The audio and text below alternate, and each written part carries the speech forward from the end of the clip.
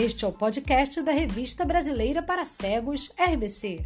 Entrevistas, mensagens e informação. É o Pode Falar RBC, compartilhando ideias com você.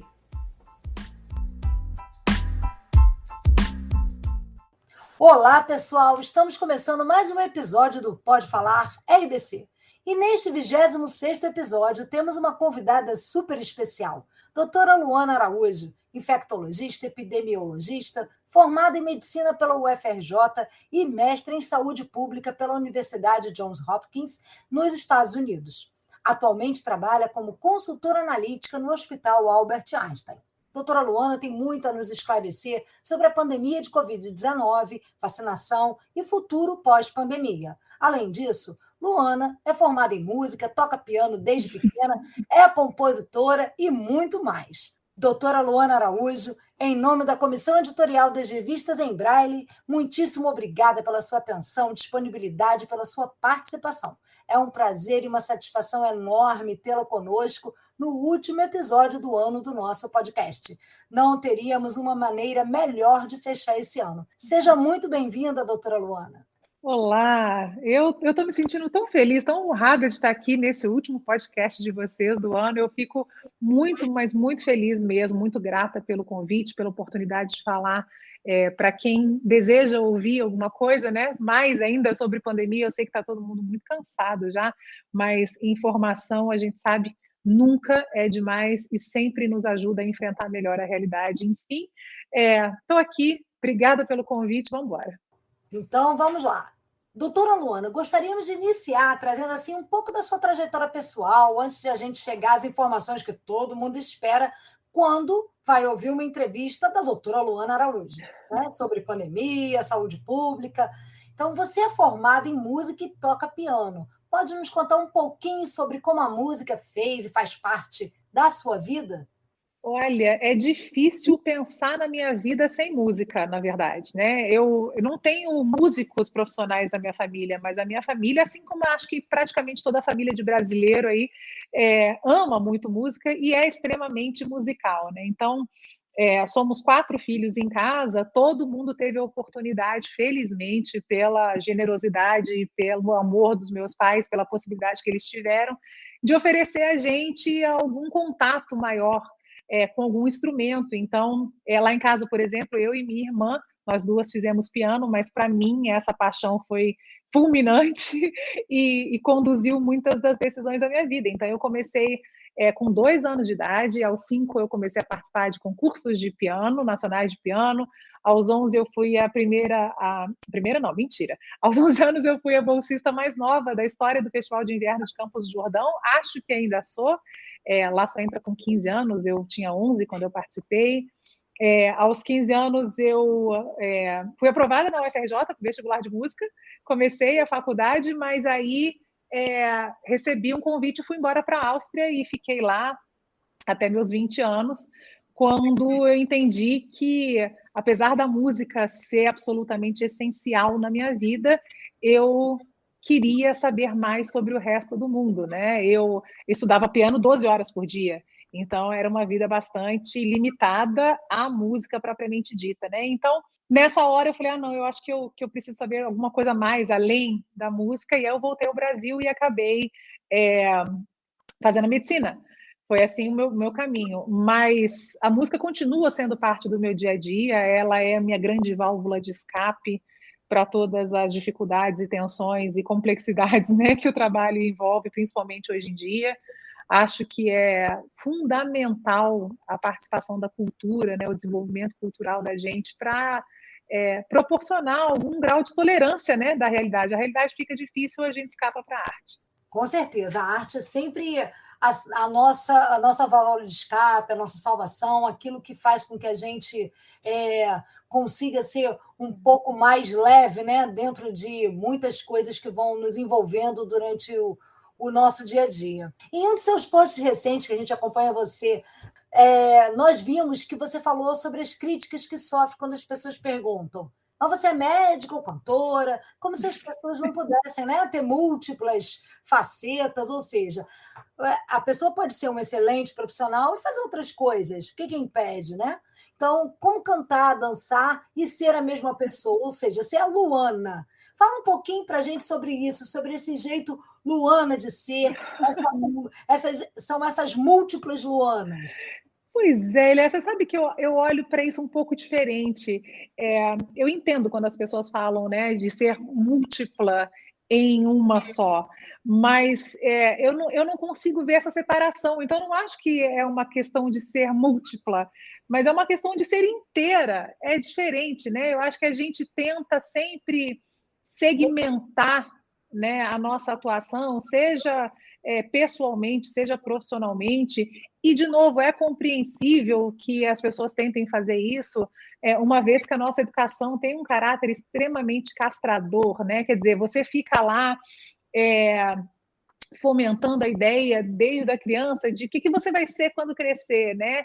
E aí eu acho interessante porque as crianças normalmente falam, eu vou ser, sei lá, astronauta e gari e não sei o quê, né? São coisas, sei lá, coisas completamente diferentes que elas admiram. E aí alguém fala, não, você tem que escolher uma. Então, assim, é natural que, infelizmente, a gente... claro que há, né, há limitações naturais da nossa execução, né, da vida. Mas eu acho triste que a gente acabe sendo fruto dessa educação castradora.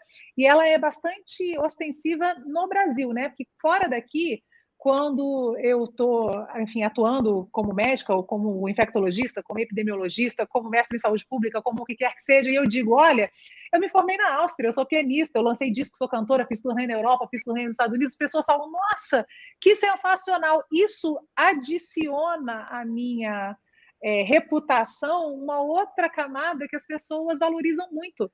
Mas mais do que a valorização externa, eu acho que todas essas oportunidades que eu tive, educacionais, elas me trouxeram desenvolvimentos pessoais que são importantíssimos para o que eu faço hoje.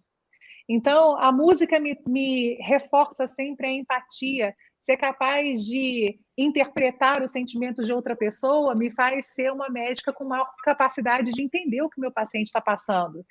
O meu treinamento auditivo me faz ser uma médica com um poder de exame físico mais apurado do que outros colegas, por exemplo, que não tiveram esse treinamento. Então, assim, são coisas que eu acho que eu tive a oportunidade de desenvolver em mim a partir desse investimento em outros aspectos meus. E eu faço questão absoluta, talvez por ter sido criada por uma mãe extremamente forte, por um pai extremamente generoso, que sempre entendeu isso, e com uma família muito harmoniosa nesse sentido, de jamais soterrar nenhuma dessas manifestações pessoais. Então, eu sou muito feliz como médica, como infectologista, como epidêmico, como cientista, como tudo que eu faço nessa área, mas essa Luana inexiste da Luana que é cantora, que é pianista, que ama sambar, que não pode, né, tá morrendo de saudade de uma peça de teatro, dessas coisas, né? Então eu gostaria muito que isso fosse diferente, né? Tem um outro aspecto, e aí se eu puder falar rapidamente sobre isso, mas tem um outro aspecto nessa história, que é a questão misógina, né? Que é extremamente forte nesse país. Quer dizer, você investir em todas essas áreas como se, né, fosse um sinal de pouco foco, quando é exatamente o oposto, né? O foco não está externo, mas em você. Eu sei disso, quer dizer, eu faço esse monte de coisa, não porque eu acho que é importante para as outras pessoas entenderem que eu faço isso, não, eu faço isso por mim, né? Eu invisto em mim, Luana.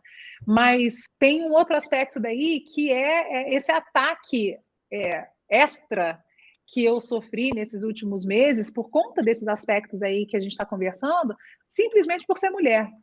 Então, isso é sintomático, né? Eu tenho reforçado isso nesse tempo todo. Eu acho isso sintomático do nosso subdesenvolvimento, e eu espero que a gente consiga educar as nossas crianças de modo a que no futuro elas se sintam mais livres em poder exercer todas as suas potencialidades e que elas também não resolvam medir outras pessoas pela própria régua, né? Que isso nunca funciona. Essa discussão realmente num país, num mundo, né? Uma sociedade machista ainda, e com muito ainda que as mulheres ainda precisam alcançar, realmente as pessoas. Você fica em evidência e aí as coisas começam a tomar um rumo que a gente sabe que está caminhando para a questão da misoginia, como se uma mulher não pudesse ser. Ela pode ser médica, mas ela tem que ser só médica, ou ela tem que ser mulher, ela tem que ser só mãe. Não, acho que é isso mesmo, não é uma.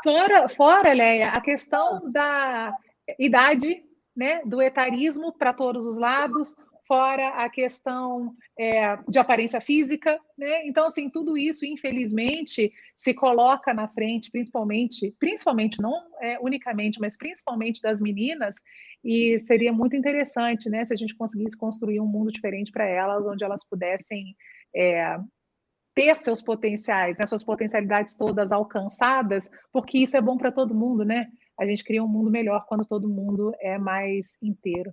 Exato, a questão realmente é a plenitude. Uhum. A pessoa tem que ser plena. E a pessoa tem que entender, né? A sociedade como um todo tem que entender que nós somos um corpo como um todo e não fragmentado. Uma coisa não depende da outra, né? Você pode ser tudo isso sem necessariamente precisar vir a ter que provar que você é bom em determinada coisa porque não, porque eu sou mulher, ou porque eu sou bonita, ou porque, enfim, várias coisas que você não precisa ficar provando o tempo inteiro, né? E isso Exatamente. é a nossa sociedade que tem muito ainda a melhorar, mas são exemplos como o seu, que coloca realmente a mulher em evidência e que mostra que é possível, que as pessoas vão observando que é muito bonito de ver todo o seu amor, principalmente pela vocação da medicina, colocando isso à frente de qualquer outra coisa. E falando da questão da vocação e tudo, a gente entra num discurso que é a questão da sua formação.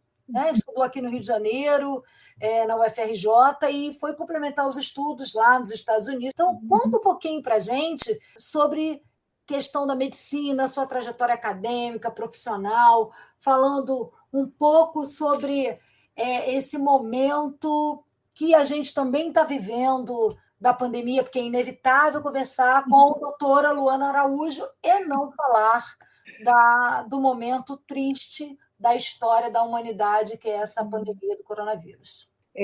Claro, vamos lá. Bom, meu pai é médico, né? Meu pai é ortopedista, ele se formou, a família é carioca, ele se formou na antiga Escola de Medicina e Cirurgia do Rio, né? Que hoje é a Unirio. Então, eu começo falando pelo meu pai, porque eu acho que a minha história com a medicina começa com ele, né? Pela admiração profunda que eu tenho pela pessoa que ele é, mas também pelo profissional generoso e capacitado um grande exemplo, o maior exemplo que eu tenho na medicina é meu pai. Então, ele me mostrou esse lado da medicina, né, de você se capacitar ao máximo possível, ser um instrumento de facilitação da qualidade de vida das outras pessoas. E então, como isso sempre para mim foi uma razão, né, um motivo de um orgulho enorme, então eu sempre tive esse contato com a medicina, né, muito próximo, muito carinhoso com a medicina e muito interessado. Da mesma forma como eu tive essa oportunidade toda com a música, eu também sempre fui uma criança muito curiosa. Então, sou filha então de um médico, de um professor, né? Meu pai tem múltiplas formações, a minha mãe é professora de português e literatura. Então, as pessoas ficam falando do meu vocabulário, né? Mas é mamãe. Mamãe. Então, assim, eu sempre fui uma criança muito curiosa e sempre tive, felizmente, essa curiosidade atendida. Isso que eu acho que é minha grande vantagem, assim, nesse sentido, né? Então, eu sempre tive acesso ao conhecimento, acesso a livro facilitado e não o contrário.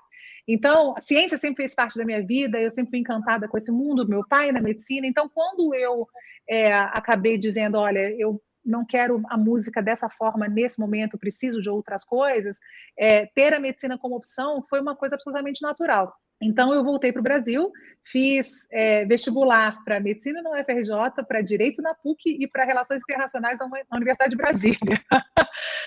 E aí eu falo isso porque isso olha só como é que a vida é interessantíssima, né? Direito na PUC no Rio, medicina na Universidade Federal do Rio de Janeiro e relações internacionais na UNB.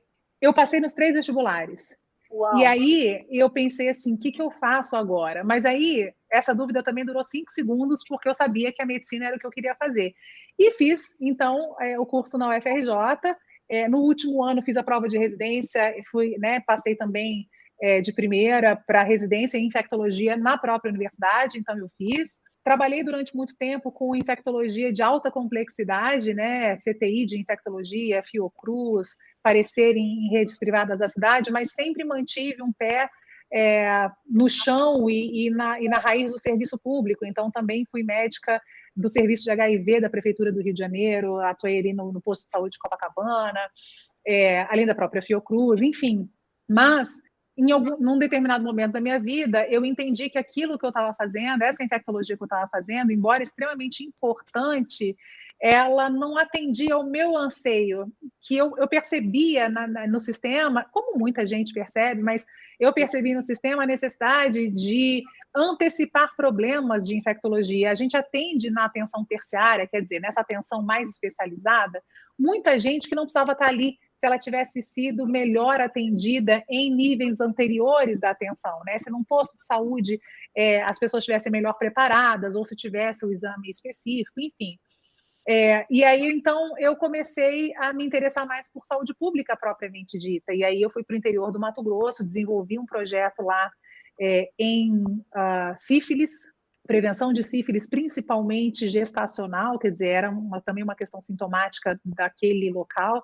Mas, enfim, acabou se tornando um projeto muito maior, além da sífilis, um projeto de melhoria do atendimento em doenças infecciosas na atenção primária, exatamente porque era um local que não tinha, como tem o Rio de Janeiro, disponíveis para a população centros de atenção especializada de tão alto nível. Então, lá não era uma opção, mas era uma necessidade absoluta que essa atenção primária fosse mais resolutiva, quer dizer, que o paciente conseguisse ir para um posto de saúde, ser atendido e ter o seu problema resolvido ali o máximo possível. E isso durou 2 anos, esse projeto foi extremamente bem sucedido. Eu tentei apoio no país para expandir esse processo, né, para escalar esse projeto para outros lugares, não consegui, mas consegui esse apoio nos Estados Unidos. Então, várias universidades americanas ofereceram ajuda nesse dimensionamento desse projeto, mas também me ofereceram a oportunidade de fazer um mestrado por lá. E aí eu recebi o convite da Hopkins, que é a maior universidade em termos de medicina, né, das maiores do mundo. Tem a escola de saúde pública mais importante do mundo, a mais antiga dos Estados Unidos. Eles oferecem uma bolsa de estudo para 7 alunos só por ano, do mundo inteiro. Eu fui a primeira brasileira a receber essa bolsa, tenho esse orgulho e essa vergonha ao mesmo tempo. Um país tão incrível, tão gigante, com uma história de saúde pública tão importante, e ainda assim a gente não tem essa representatividade, mas fico feliz por ter sido essa primeira e ter tido essa chance, mas no meio dessa história toda, e eu estou chegando no ponto que no meio dessa história toda vem a pandemia. Então, eu era uma médica infectologista, me especializando em saúde pública, com um conhecimento bastante importante do sistema de saúde pública do meu país, mas que tinha saído para ter uma visão mais profunda sobre a saúde pública global. E aí vem a pandemia e faz essa loucura toda com todo mundo. Então, eu acho que nessa circunstância, se é que eu posso usar essa expressão, era a pessoa certa, com o preparo certo, na hora importante. Eu acho que era isso. E aí eu fui contratada por uma organização internacional, comecei a trabalhar imediatamente com a pandemia em outros países, Cabo Verde, Guiné-Bissau, Coreia do Sul, e depois é que veio o Brasil. E aí eu tô falando isso tudo, porque eu falo pra caramba, né? Mas tô falando isso tudo para voltar na história do vestibular. Vejam só, né? Eu sou uma médica infectologista, né? Por definição. Mas lá atrás eu prestei vestibular para Direito, para Relações Internacionais e para Medicina. E hoje, quando eu olho para a minha vida, eu sou uma pessoa que exerço essas três na minha profissão. Então, para vocês verem que, de novo, né, essa questão da castração educacional, ela é péssima em vários níveis, né? Porque se eu talvez tivesse sido uma pessoa orientada a escolher uma única coisa na vida dos meus 15 anos até o, sei lá quando, né, eu viver, eu não tivesse a oportunidade de juntar essas potencialidades num trabalho que eu espero esteja sendo tão importante para as pessoas como está sendo para mim. Então, vejam, né, como é que a vida é interessante, para dizer o mínimo. As multifacetas aí, não existe a questão da separação. Não Num tem. trabalho só, você consegue exercer tudo isso. E eu tinha 15 anos nessa época. Né? Nossa. Mentira, eu tinha 15 anos, não. Eu tinha 20 anos quando eu voltei para o Brasil. E fiz essa escolha aí, né, de 3 vestibulares diferentes. O que eu quero dizer é que eu era muito nova, mas já tinha em mim a semente de alguma coisa que podia acontecer lá na frente, podia contribuir lá na frente, né? E é isso, eu acho que no final das contas é assim que a vida vai funcionando. É como se tivesse... As 3 possibilidades existem hoje dentro de você.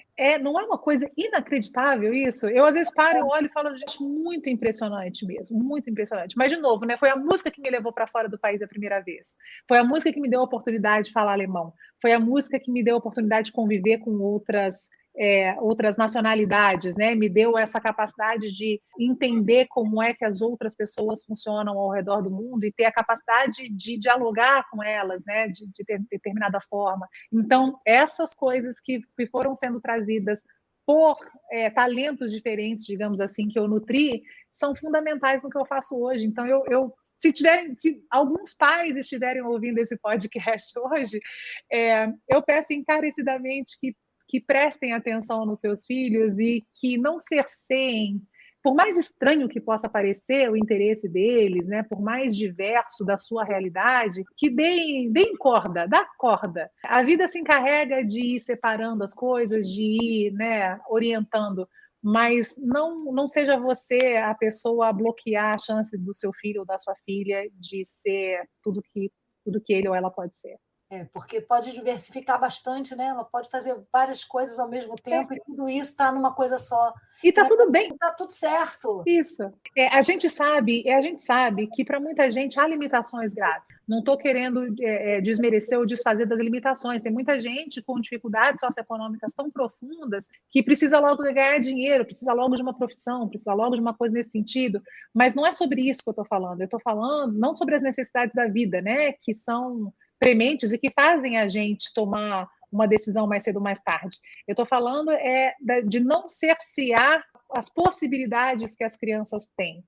A vida já vai fazer isso. Então, que não sejamos nós a fazerem isso logo de cara, para que dê chance dessas crianças poderem serem diferentes do que a gente, construírem um mundo diferente daquele que a gente está hoje, né?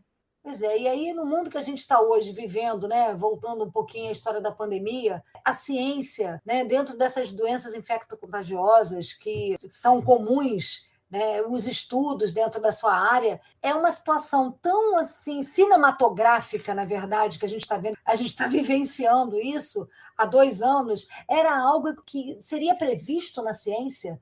Pois é, infelizmente sim. Todo mundo sabia que isso ia acontecer. Não era segredo para ninguém.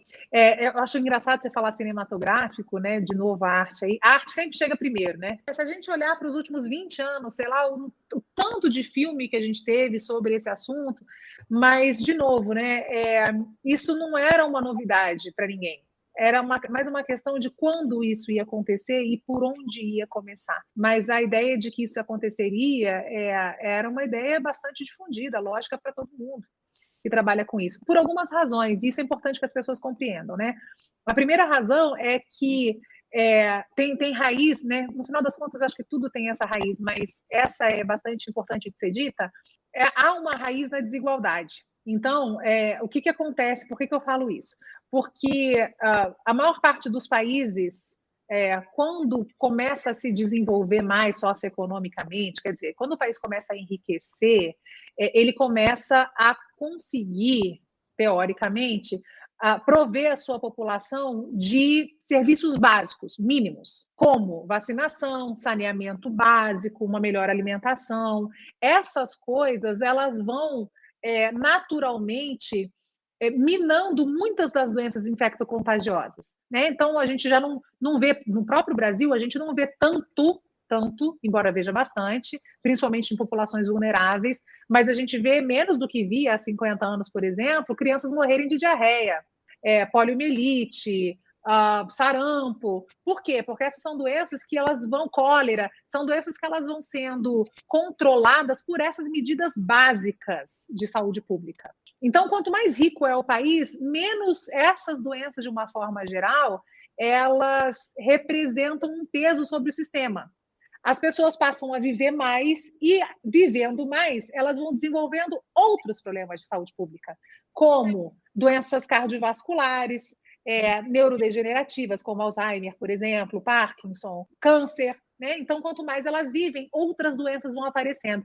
Essas doenças a gente chama de doenças crônicas não transmissíveis, diferente das doenças transmissíveis, que são as doenças infecto-contagiosas. Então, veja, isso é grandemente associado ao desenvolvimento econômico de um país. O que a gente vê, então, no mundo hoje é que países mais desenvolvidos têm esse perfil, a gente chama isso de transição epidemiológica, países com menos recursos econômicos sofrem mais com as doenças infecciosas.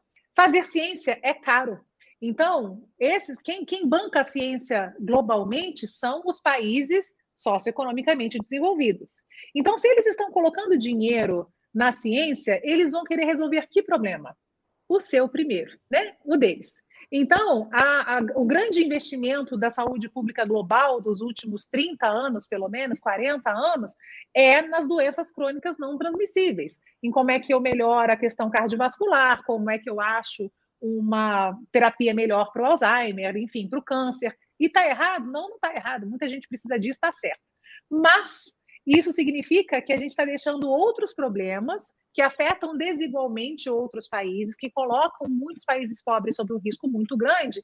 A gente está deixando isso de lado porque não afeta quem tem dinheiro. Então, no final das contas, por que eu estou contando isso? Porque as doenças infecto-contagiosas, então, foram relegadas a segundo plano aí nas últimas décadas. E com o nosso comportamento agressivo com o mundo, a nossa dificuldade de lidar com a natureza, né? O fato da gente derrubar a floresta, da gente contaminar solo, da gente poluir rio, da gente tratar o planeta de uma maneira burra, para, né, falar um português castiço, nos coloca sobre um risco muito grande, nos coloca vulneráveis, porque a gente desequilibra o planeta inteiro.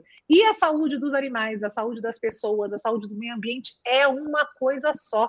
Não existe essa separação também. Então, quando a gente agride um desses fatores, a gente toma a repercussão dessa história. E foi isso que aconteceu com a Covid. E era o que a gente já sabia que ia acontecer em algum momento, que ia aparecer uma doença infectocontagiosa com características pandêmicas, quer dizer, rápida transmissibilidade, potencial de causar um dano muito grave direto da própria doença ou por sobrecarregar os sistemas de saúde ao redor do mundo, e que isso ia ser um grande problema para todos nós. Essa doença, inclusive, era chamada pela ciência de doença X. Então, toda vez que aparecia alguma coisa, a gente falava, será que essa é a doença X? Quais são as características desse vírus ou, enfim, desse micro-organismo? Até que veio a Covid, que caiu como uma luva nessa definição. Enfim, trouxe tudo isso que a gente está vivendo hoje. Era a doença X, né? Era a Covid. E não é a última, tá? Isso é que é complicado. Isso é que nos assusta, né? Se a gente não aprender com o que está acontecendo agora, outra pandemia virá a galope e que pode ter características semelhantes ou piores do que essa. Então, nós estamos num processo constante de aprendizado. O aprendizado não é só da ciência, o aprendizado, veja, olha, a gente está aqui falando de saúde pública. Saúde pública não tem público no nome à toa, é do povo. Então, assim, não é só para o povo, é do povo, é responsabilidade de todos nós. Então, se a gente não aprender a lidar com isso tudo, se a gente não mudar os nossos hábitos, se a gente não fizer diferente, nós, obviamente, sofreremos as consequências disso tudo. E nessa situação toda tem as minorias, né? A gente colocou lá nos stories da revista e separamos umas perguntas. E uma delas é em relação à pessoa com deficiência visual, porque aí está dentro do nosso universo de atuação, né, na área da deficiência visual, lá no Instituto Benjamin Constant. Quando se fala em distanciamento social como medida preventiva, quais seriam as dicas, né? Não só para ela, mas às vezes para as pessoas que estão numa certa vulnerabilidade. Essa população especificamente tem outras vulnerabilidades além da questão do distanciamento, porque, por exemplo, a própria leitura, a absorção de conhecimento exige o toque como uma dessas formas, né? A leitura em braille, o que significa que tem muita gente usando, muita gente tocando o mesmo objeto, e nesse sentido há uma dependência maior dessa capacidade, né, desse sentido do tato, do que outras pessoas. Então, a higiene de mãos, por exemplo, tem que ser facilitada para essa população. O distanciamento para a população deficiente visual é um grande problema, assim como é para outras populações com vulnerabilidades que levem a isso, né? Criança, por exemplo, como é que você separa criança de mãe? Né? E criança não pode ser vacinada até os seus, pelo menos, né, globalmente, até os seus 5 anos, não tem condição de ser vacinada. Dos 5 aos 11 já tem em alguns países. Aqui a gente só está vacinando acima de 12.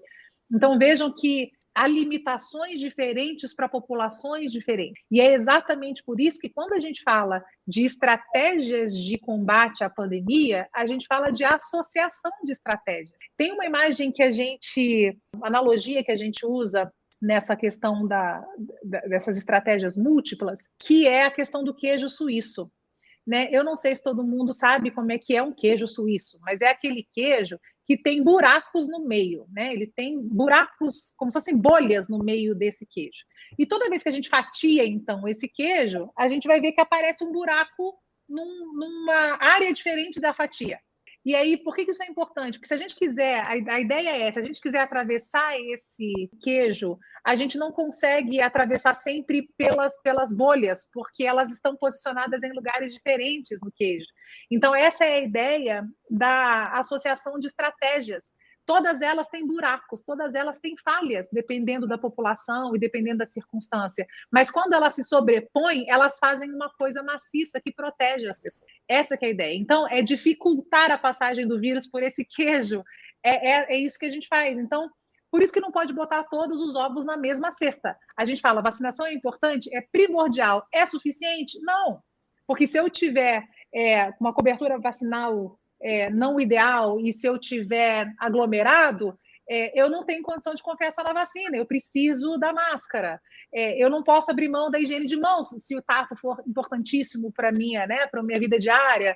Então, todas essas coisas precisam ser adequadas usando o bom senso para cada uma dessas populações. Então, é por isso que a ciência fala nisso tudo, que não dá para abandonar medidas não farmacológicas, mesmo que a gente tenha vacinas específicas. Então, a grande dica para quem está ouvindo é, se eu tenho dificuldade, por exemplo, em manter distanciamento, eu preciso reforçar as outras medidas. Então, eu vou caprichar na máscara, eu vou caprichar na higiene de mãos e eu vou me vacinar completamente. Se alguém que está ouvindo não consegue, por exemplo, praticar higiene de mãos por ter alguma dificuldade nesse sentido, vai ter que caprichar na vacinação, no uso da máscara e no distanciamento. Então, a gente vai compensando a falta de uma dessas medidas no reforço das outras. Essa que é a ideia. Entendi. É como se fosse um combo, né? E nesse combo a gente vai equilibrando e adequando dentro da possibilidade de cada um.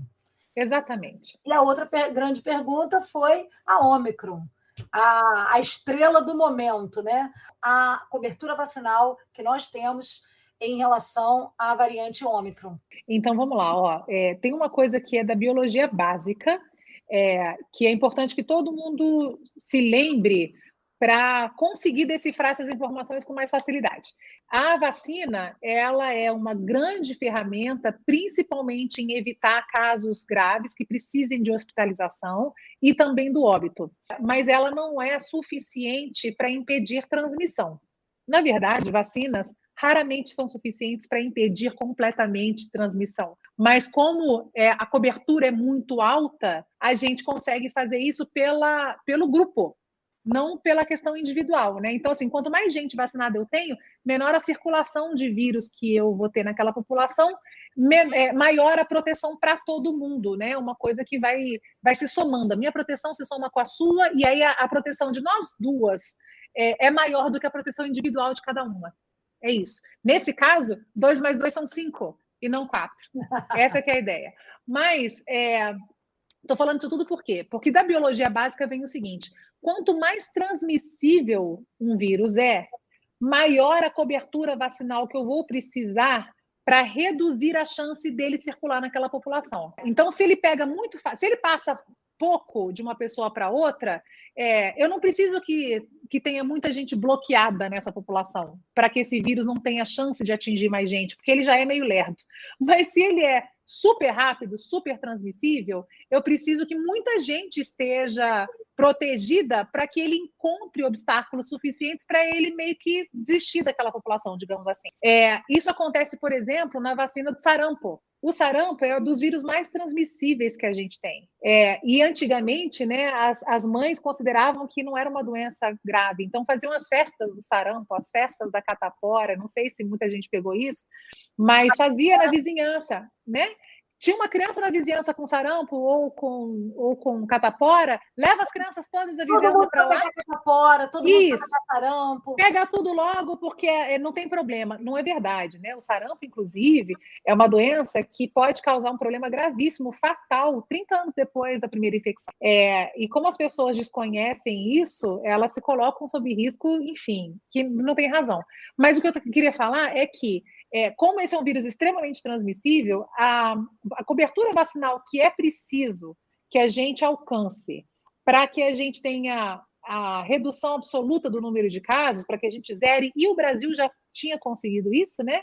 Zerar o número de casos de sarampo, por exemplo, na sua população durante muito tempo, no mínimo 95% da população. Entendem o tamanho do buraco? Então, o negócio é esse.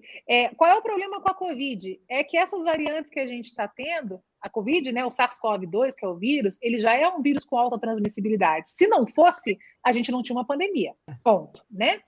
O problema é que o fato das pessoas demorarem a se vacinar ou de terem esses bolsões globais de baixa vacinação faz com que esse vírus consiga ir se multiplicando, acumulando mutações, e essas mutações vão levando a características como um poder ainda maior de transmissibilidade. Então, o que a gente vê é que essas variantes que vão aparecendo, elas são mais transmissíveis do que as anteriores. Então, vai precisando que a gente tenha uma cobertura vacinal cada vez maior para impedir essa circulação viral e o nascimento de outras variantes. Então, isso significa que se a gente não respeitar um pacto global pela vacinação, esse troço vai se arrastar por muito tempo. E não dá mais, né? Não, de jeito nenhum. A Fabiana, que fez o contato com você, tem uma pergunta. Fala aí, Fabi. Aproveitando o gancho que a doutora Luana está falando de cobertura vacinal, e a gente não ia entrar nesse assunto, mas aproveitando a sua presença aqui, doutora Luana, a gente tem visto na cidade do Rio de Janeiro um aumento do número de casos de gripe nas últimas semanas. Então, gostaria que você falasse um pouco sobre a importância da vacinação também para a gripe, nesse momento que a gente ainda está vacinando para a Covid. Pois é, Fabiana, mas você vê como é que são as coisas? É tudo a mesma coisa, no final das contas, né?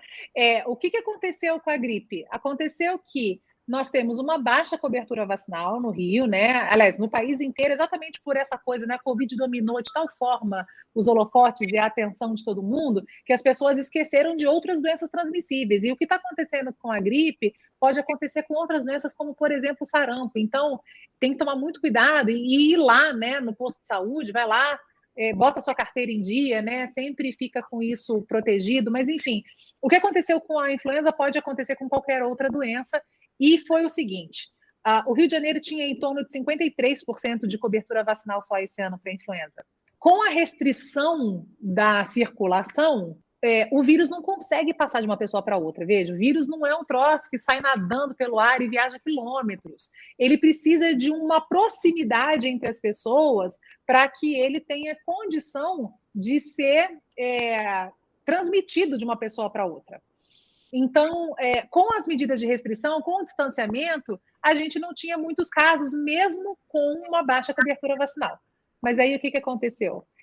Passa-se a ter, por conta da Covid, aumentou a cobertura vacinal da Covid, começa a flexibilizar muita coisa, os outros vírus que estão por aí falam, oba, essa é a minha deixa, a minha chance. E aí começa a circular tudo de novo, principalmente quando as pessoas tiveram uma flexibilização ainda maior com as máscaras, que não protegem só do vírus da Covid, mas também protegem contra outros vírus respiratórios.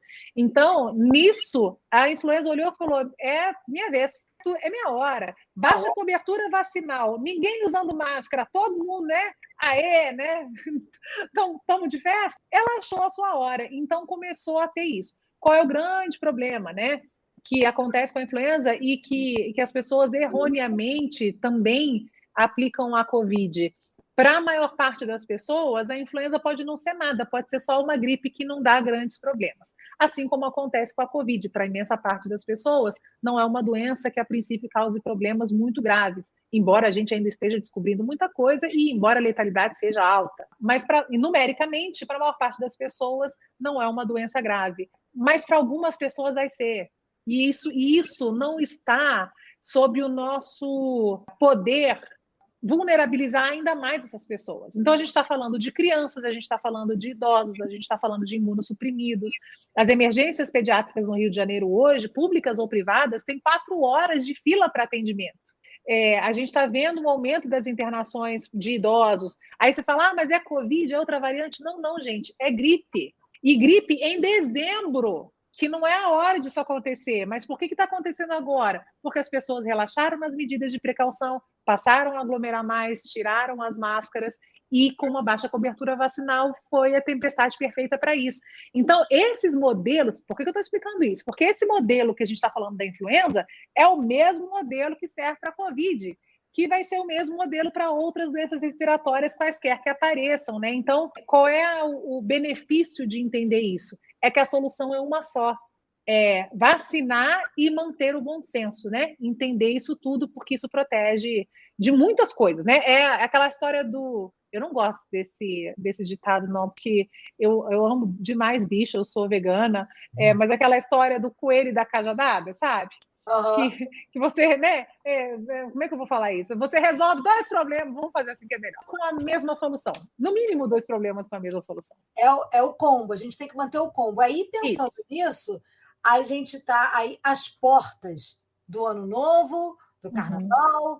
Como conscientizar? Conscientizar é uma coisa que você não pode fazer pelo outro, você só pode fazer por si próprio. Agora, como essa situação toda com o Carnaval e o Ano Novo batendo na nossa porta? E aí? Então, aí a gente tem algumas coisas, né? É a tal da história do bom senso, né? Bom senso, infelizmente, virou artigo de luxo. Então, a gente acaba colocando na população uma pressão e uma responsabilidade que deveria ser compartilhada por todos os atores envolvidos no processo. Então, o bom senso tem que fazer parte da gestão pública, bom senso tem que fazer parte da população, tem que fazer parte de quem trabalha no sistema de saúde, né, em todo mundo que está envolvido. Então, chega nessa hora, está todo mundo exausto, todo mundo cansado, todo mundo querendo ver família, né, querendo se encontrar com as pessoas, querendo abraçar no final de ano. São 2 anos de pandemia, de sofrimento. Então, é natural que as pessoas queiram momentos de esperança, né, e para a gente, eu acho que é isso que o final de ano significa. Natal e Ano Novo, né? Um momento de encontrar com as pessoas que você ama e de esperar, de ansiar por um ano mais leve, mais feliz, mais tranquilo, saudável para todo mundo. Qual é o problema disso tudo? Hoje, a cidade do Rio de Janeiro, especificamente, tem uma cobertura vacinal bastante alta, das maiores do país, o que é muito bom. Mas isso, a gente está falando em termos populacionais. Quando a gente está falando da casa das pessoas, é um pouco diferente. Você pode estar vacinado, todo mundo vacinado, ou quem pode estar vacinado, né, dentro da sua casa, mas a gente tem crianças que não vacinaram abaixo de 12 anos, a gente tem gente que está circulando mais por aí, né, por necessidade ou por vontade, e que pode, ainda que com uma chance bastante diminuída, e isso é importantíssimo das pessoas que estão ouvindo lembrarem, quem é vacinado pode pegar a doença, pode transmitir a doença, pode, mas os estudos mostram que isso acontece com pelo menos 70% menos de chance do que no não vacinado. O não vacinado é uma bomba relógio. O vacinado tem 70% menos risco de pegar e de transmitir a doença. Então, de novo, uma questão de proporção, de redução de risco. Mas ele ainda existe? Ele ainda existe. Então, se você for encontrar com a sua família, se a sua família não tiver todo mundo vacinado, ou se tiver gente muito vulnerável, né, de novo, imunossuprimido, idoso, paciente jovem, né, criança, nesses casos a gente tem que, de novo, voltar sempre para o combo das medidas de precaução. Então, se eu vou encontrar o mínimo de pessoas possível, não é fazer festa de arromba, gente, porque ainda não está na hora. A gente já consegue encontrar as pessoas, né? O que já vai ser bom, já é um avanço com relação ao ano passado. Então, né, um pé na frente do outro. Mas, assim, dá para encontrar as pessoas? Dá para encontrar as pessoas, com bom senso e parcimônia. Então, dicas. Se puder manter a casa o mais ventilada naturalmente possível, melhor. Ventilado natural não é ar-condicionado, porque ar-condicionado não tem filtro suficiente para filtrar vírus. Mas, se eu consigo deixar janelas abertas, portas abertas, isso faz com que o ar circule, ar natural, né, que vem de fora, que ele circule e leve partículas que eventualmente estejam aí, né, suspensas no ar do vírus, para outros lugares e diminua muito a chance de contaminação. Se eu não conseguir fazer isso, é máscara o tempo todo, entendem? Então, assim, como é que a gente vai compensando as coisas? Eu já vou ter que tirar a máscara para comer, não é isso? Porque a gente está falando de Natal, Ano Novo, todo mundo vai comer alguma coisa, qualquer coisa que seja, comer ou beber. E aí, nesses casos, já vai tirar a máscara. Então, se eu já vou tirar a máscara, eu distancio um pouco mais, eu abro a janela, eu vou compensando nessas outras medidas. Mas o que não dá para abrir mão de jeito nenhum é da vacinação. Porque o não vacinado é hoje, os dados não são meus, não tiro isso da minha cabeça, os dados são do Ministério da Saúde do país, do Brasil. O que a gente vê nos dados do Brasil? É que a chance de hospitalização entre não vacinados, né, e vacinados é 257 vezes maior no não vacinado do que no vacinado. E a chance de morrer é 57 vezes maior no não vacinado do que no vacinado. Então, e mais importante, porque as pessoas usam muito isso, a chance de evento adverso grave, quer dizer, alguma coisa que leve a pessoa para o hospital ou que seja ameaçadora de vida por conta da vacina, é 0,0005%. Então, não existe questionamento sobre segurança, não existe, não caiam nessas fake news de WhatsApp, de Telegram e de afins. Por quê? Porque o que interessa para a gente é que todo mundo tenha a maior proteção possível para que a vida volte a um normal mais, né, próximo da gente, mais íntimo da gente, o mais rápido possível, para que as pessoas tenham o seu emprego de volta, para que, né, as coisas tenham um sentido um pouco melhor. Então, o que não dá para mim mão na festa de fim de ano é isso, tá? Ponto. Vacinação. Ah, mas eu não vou tomar. Então, meu amor, vai passar a sua festa de final de ano sozinha esse ano. Porque, aí já me falaram assim, ah, mas é meu irmão e o amor da família. O amor da família é de mão dupla. Que história é essa de que você ama alguém que te coloca sob risco? Tem essa não. Então, essa é a hora de botar, né, a casa em ordem. Então, se não quer vacinar, não, tudo bem, né? Tudo bem, vírgula. Mas se não quer vacinar, mas não tem a chance de estar com todo mundo, porque eu não vou botar meu pai, minha mãe, né, meu sobrinho, meu avô sob risco, porque tem alguém que não está pensando nas outras pessoas, só está pensando em si. Então, eu espero que no final de ano as pessoas tenham um pouco mais de consciência nesse sentido e que, pelo menos pela vontade de estar com a sua família, crie um pouquinho de consciência nesse sentido, né? Que vai facilitar muito essas reuniões no final do ano. E é assim, o mundo, né? Não só a nossa pequena comunidade ali, a nossa família, mas o mundo, a gente percebeu com a pandemia, o mundo está cada vez mais conectado e o vírus está circulando e chega em todos os lugares. Ele não tem fronteira, ele não tem barreira, ele não paga pedágio.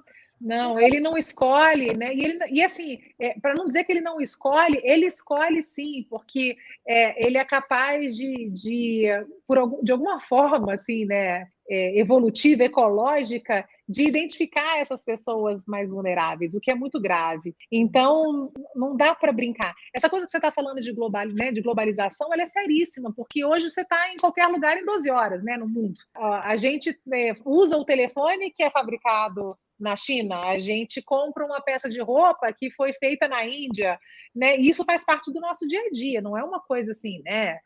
Fora da realidade. E da mesma forma como isso acontece, esses micro-organismos também viajam com muita facilidade. Então, se a gente não considerar que não existe proteção de ninguém, se todo mundo não tiver a chance de estar protegido, não vai ter jeito, né? É uma coisa só, somos uma coisa só. Então, a comunidade internacional tem que tratar a saúde pública. Acho que tem que ser um conjunto em relação a isso. Todo mundo tem que estar preocupado com o mundo todo. Mas isso começa pela gente, que precisa se preocupar com a própria família. Como é que a gente vai exigir que um governante daqui ou de qualquer outro lugar do mundo tenha uma visão mais igualitária de todo mundo, se a gente, né, que dê chance das pessoas todas se protegerem e trabalhe por isso, para dar essa oportunidade, se a gente não faz isso no nosso próprio mundinho, né, no nosso universo? Então, isso começa com a gente, né? Começa com essa nossa consciência. Então, a gente pode dizer que uma das lições que a gente tira da pandemia seria a questão da solidariedade? Da empatia, da solidariedade, da fraternidade, da ideia de que a igualdade não é um valor utópico. Igualdade é uma necessidade de sobrevivência. Se a gente não entender que somos todos iguais e que, portanto, todos temos direito a acesso a tudo que houver disponível, e a gente tem que trabalhar para que todas as pessoas tenham esse acesso, todos vamos sofrer consequências disso.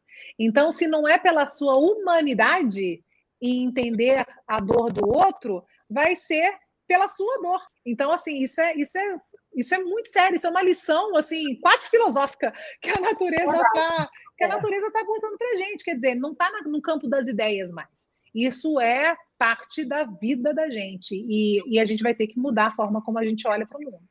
Doutora Luana, ficaríamos aqui muito tempo, né?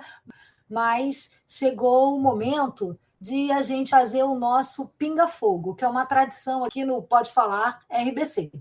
Eu digo uma palavra e imediatamente depois você me diz alguma coisa sobre ela, ok? Eita! Vocês vão me botar num pinga-fogo maior do que eu já passei nesse tempo todo. O que é isso, gente? Que falta de respeito isso. Não, tô brincando. Vamos lá. Então, roda a vinheta. Música. Essência. Educação. Única ferramenta de igualdade e de humanidade.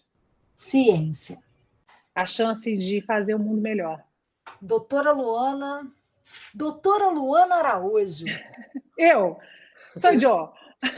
Ficaríamos horas aqui conversando, mas sabemos que você tem muitos compromissos, mas as pessoas podem continuar seguindo no seu Instagram. E sigam, hein, pessoal? Fiquem bem informados. Mas a gente gostaria daquele recado final. Todo mundo esperando por ele. Bom, primeiro eu agradeço de novo a oportunidade de estar aqui, de falar com todos vocês. Isso, para mim, é uma honra, de verdade. Eu digo isso sempre, é a grande oportunidade de honrar o juramento que eu fiz e que me acompanha a vida inteira. Então, obrigada por isso. O que eu gostaria que as pessoas se lembrassem, no final das contas, é de que não existe chance da gente construir uma realidade diferente da que a gente tem se a gente repetir os mesmos erros, né, os mesmos equívocos. Então, a minha tentativa nessa vida democratizar o acesso a essa informação para que as pessoas tenham condição de raciocinarem por si e, com isso, melhorarem a própria vida e a vida das pessoas que estão ao redor. O que eu queria que houvesse de resultado disso tudo é que as pessoas incorporassem esse poder, né, de serem mais capacitadas e de melhorarem a sua vida e da vida das pessoas ao seu redor, e usassem isso na prática, porque eu acho que é isso que vai fazer a grande diferença. Então, quem está em casa, quem está ouvindo agora, por favor, cuide-se. Por favor, procure as informações de fontes corretas, aquelas que a gente sabe que vão ser úteis no nosso dia a dia e que vão proteger você que está ouvindo e a sua família e as pessoas com as quais você tem contato.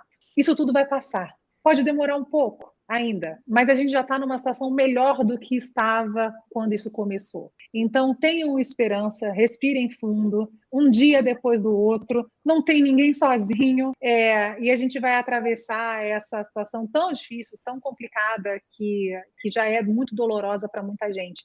Mas é isso, né? Como a gente não está sozinho, o caminho vai ser, no mínimo, mais prazeroso, porque a gente está, né, com outras pessoas que a gente gosta por perto. Mas é isso. Fiquem bem.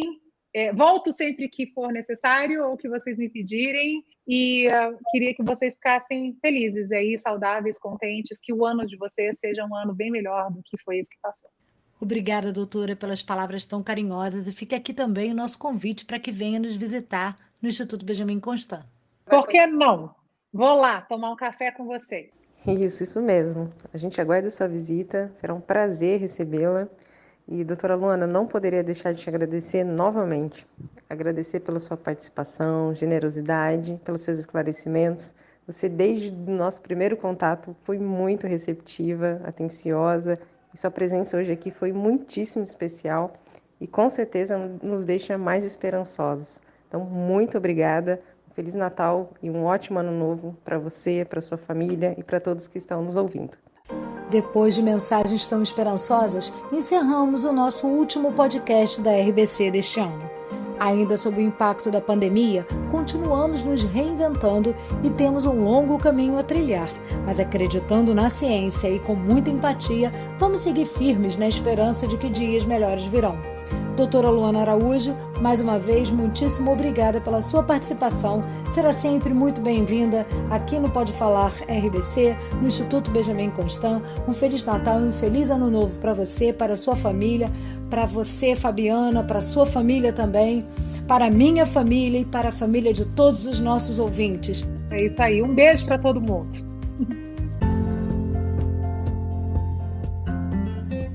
Este episódio teve produção de Fabiana Moura e edição de áudio de Ileia Vale. Inscrevam-se em nosso canal www.youtube.com/revistas_irbc. Sigam nossa página no Facebook, @IBCRevistas, e nosso perfil no Instagram, @revistas_irbc_pontinhos.